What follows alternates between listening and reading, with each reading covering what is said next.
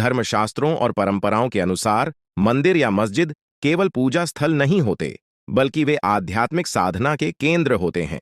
इसमें देवता और भगवान की अवधारणा का विशेष महत्व है।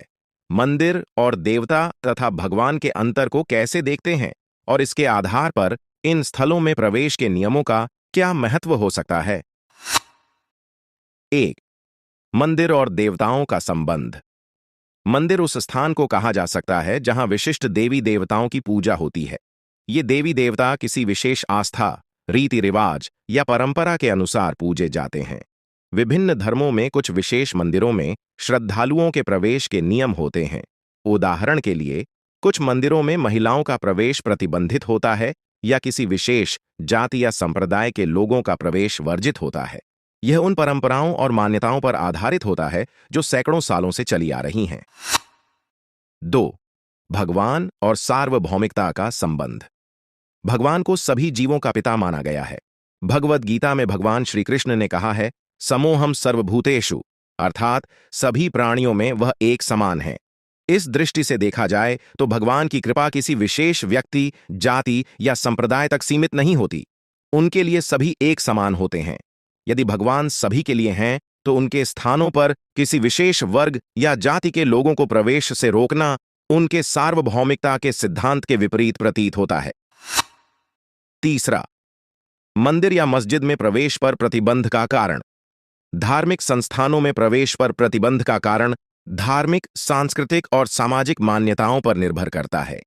कुछ स्थानों पर यह माना जाता है कि वहां का स्थान पवित्र है और किसी विशेष वर्ग के लोग वहां के नियमों के अनुकूल नहीं हो सकते।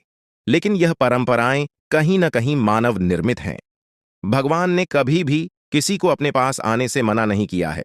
जब भगवान को पतित पावन, अधम उद्धारक कहा गया है, तो उनके पास जाने से कोई रोक कैसे हो सकती है? 4. समाज और धार्मिक संस्थानों की भूमिका।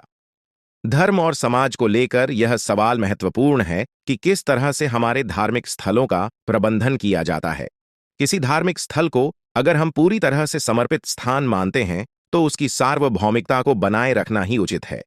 इसका अर्थ है कि वहां प्रवेश सबको मिलना चाहिए, चाहे वे किसी भी वर्ग, जाति या धर्म के हों। 1. धार्मिक परंपराओं और सांस्कृतिक संरक्षण। कई मंदिरों में सदियों से चली आ रही परंपराओं का पालन किया जाता है, जिनमें केवल हिंदुओं को ही प्रवेश देने का नियम है। यह प्रतिबंध उन परंपराओं को बनाए रखने में मदद करता है और संस्कृति का संरक्षण करता है।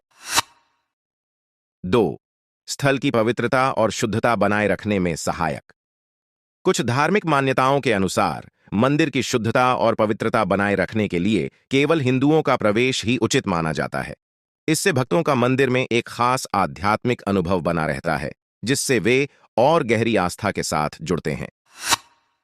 3. भक्तों के लिए विशेष धार्मिक अनुभव की सुरक्षा। धार्मिक स्थल में आने वाले भक्त एक विशेष आस्था और भक्ति के भाव के साथ आते हैं। केवल हिंदुओं को प्रवेश देने से भक्तों को धार्मिक अनुष्ठानों में एकाग्रता बनाए रखने और उनके विशिष्ट धार्मिक अनुभव की सुरक्षा होती है।